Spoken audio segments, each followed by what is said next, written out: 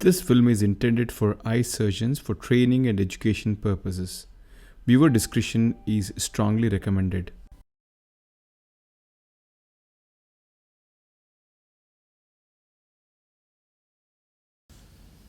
Hi, today I'll be sharing a quick tip on how to avoid kinking of the distal haptic when we load the multipiece Acrysof lens in a C cartridge.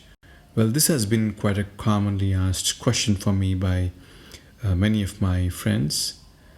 As we all know, that the company recommendation is to use the Alcon B cartridge with these multi-piece lenses. But the downside of that is that we need to increase the size to we need to increase the incision size to 3 mm or 3.2 mm. So ideally we would like to stick on to the 2.8 mm incision and use the C cartridge. But the problem with using these lenses in this C cartridge is that occasionally we do get the bending or kinking of the distal haptic, and rarely the haptic kinking can be severe enough to affect the centration of the lens once it's implanted into the bag. Now, so here is how to avoid this small issue. So this is a C cartridge, and after filling the cartridge with the viscoelastic and before loading the lens, the distal haptic is pressed against the wall of the cartridge as if to straighten it or to decrease the curve of the haptic.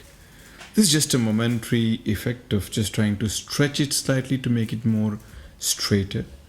Now I place the lens into the cartridge, and here is that little secret. Now we shouldn't immediately push the lens at a single shot.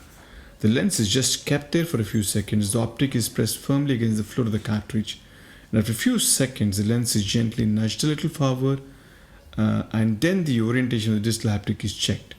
Now completely pushing the lens at a single go is avoided.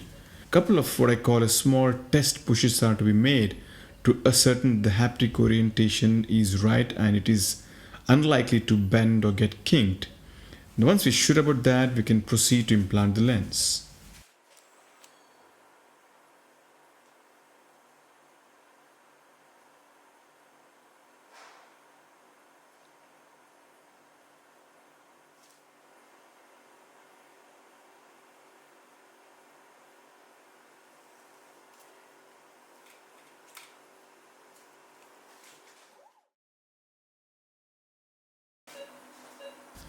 Now let's have a look at another case here.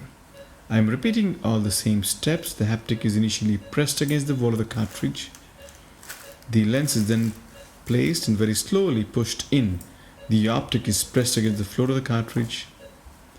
With a couple of tiny nudging movements, I'm judging the likely orientation of the haptic which it is likely to take, and once it is certain that the distal haptic is unlikely to bend, the lens is then pushed deep into the cartridge.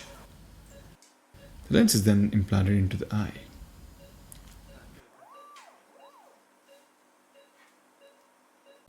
Okay, now in a scenario where the distal haptic has already become bent while pushing, we can straighten it using the Sinski hook by going through the mouth of the cartridge.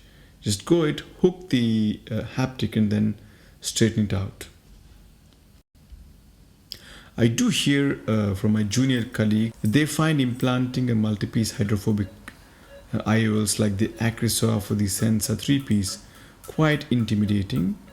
But I think as cataract surgeons, we must master this art of implanting these 3-piece lenses, because eventually they are going to be our lifesavers in most complex case scenarios.